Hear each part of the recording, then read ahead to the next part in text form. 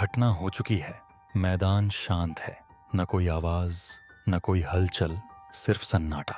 लेकिन यह सन्नाटा खाली नहीं है, ये भारी है, क्योंकि दुनिया में कुछ ऐसा प्रवेश कर चुका है जिसे बदला नहीं जा सकता। पहला रक्त बह चुका है, दुर्घटना से नहीं, प्रकृति से नहीं, बल्कि चुनाव से। और अब सब कुछ ठहर सा गया है, क्योंकि हर कार्य के बाद एक क्षण आता है, एक ऐसा क्षण जब सत्य सामने आता है। आगे बढ़ने से पहले एक पल रुकिए, क्योंकि कुछ छोटा लेकिन महत्वपूर्ण हुआ है। अब हम 18 लोगों तक पहुंच चुके हैं, सिर्फ 18। लेकिन ये सिर्फ संख्या नहीं है, ये 18 लोग रुके, सुना और गहराई में जाने का फैसला किया। एक ऐसी दुनिया में जहां ज्यादातर लोग स्क्रॉल करके आगे बढ़ जाते हैं, आपने रुकना चुना। और यही फर्क बनाता है, क्योंकि सच को भीड़ नहीं चाहिए, उसे समझने वाले चाहिए। तो अगर आप यहाँ हैं, ये यात्रा अब सिर्फ कहानी नहीं है, ये आपका हिस्सा बन चुकी है। और फिर परमेश्वर बोलते हैं, गरज के साथ नहीं, विनाश के साथ नहीं, बल्कि एक प्रश्न के साथ। उत्पत्ति अध्याय 4 पद 9। तेरा भाई हाबिल कहाँ है? वही तरीका, वही पैटर्न जैसा पहले आदम के साथ हुआ था।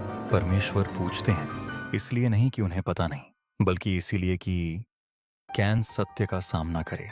यह पूछताछ नहीं है, यह प्रकट होना है। क्योंकि कई बार सबसे शक्तिशाली न्याय एक प्रश्न से शुरू होता है। कैन उत्तर देता है, मुझे नहीं मालूम। क्या मैं अपने भाई का रखवाला हूं? यह टालना है, दूरी बनाना है, जिम्मेदारी से बचना है। लेकिन ध्यान दीजिए, प्रश्न केवल स्थान का नहीं था, यह संबंध का था, जिम्मेदारी का था, जुड़ाव का था। और कैन तीनों को अस्वीकार कर देता है। अब यह केवल क्रोध की बात नहीं है, यह अलगाव है। और फिर सत्य सामने आता है, तूने क्या किया है? तेरे भाई के लहू की आवाज भूमि से मुझे पुकार रही है।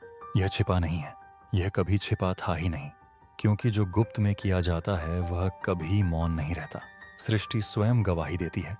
और यह क्षण एक गहरी सच्चाई दिखाता है कि हमारे कार्य उस पल से आगे भी गूंजते हैं। लेकिन फिर कुछ अप्रत्याशित होता है। परमेश्वर तुरंत कैन का जीवन नहीं लेते, इसके बजाय वे भूमि की ओर देखते हैं। अब तू भूमि के कारण शापित है। क्यों भूमि? सीधे कैन क्यों नहीं? न्याय की शुरुआत धरती से क्यों होती है?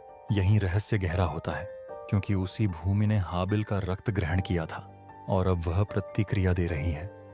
जब तू भूमि पर काम करेगा तो वह अब तुझे अपनी उपज नहीं देगी। यह केवल दंड नहीं है, यह अलगाव है। कैन भूमि का काम करने वाला था, यही उसकी पहचान थी, यही उसका जीवन था। और अब वही संबंध टूट गया है, जिस पर वह निर्भर था वही उसका विरोध करेगा। और अचानक जीवन अस्थिर हो जाता है, अनिश्चित, कठिन।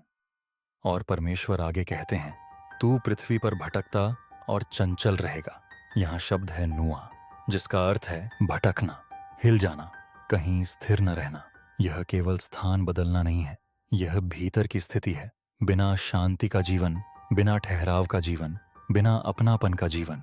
और यहीं दंड बदलता है, बाहरी से भीतरी। यह पैटर्न आगे भी दिखाई देता है। रोमियो अध्याय 6 पद, पाप की मजदूरी मृत्यु है।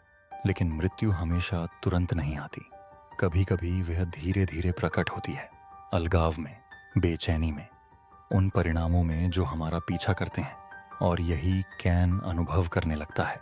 तुरंत विनाश नहीं, बल्कि एक ऐसा जीवन जो उसके कर्मों से चिन्हित है। इतिहास हमें एक गहरी बात दिखाता है। प्रारंभिक मानव जीवन पूरी तरह भूमि पर निर्भर था। खेती ही सब कुछ थी, भोजन, स्थिरता, पहचान। भूमि खोना सुरक्षा खोना था। यह केवल शाप नहीं था, यह अस्तित्व का परिवर्तन था।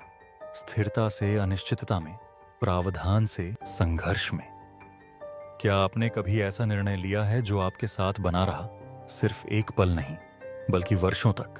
कुछ ऐसा जिसे आप बदल नहीं सकते, कुछ ऐसा जिसने आपको बदल दिया। यही वह क्षण है। कैन केवल न्याय का सामना नहीं कर रहा, वह अपने चुनाव की सच्चाई का सामना कर रहा है। और यहीं ये कहानी व्यक्तिगत बन जाती है, क्योंकि हर कार्य एक परिणाम लाता है। चाहे वह दिखाई दे या नहीं। कैन पर न्याय आ चुका है। भूमि उसके विरुद्ध है।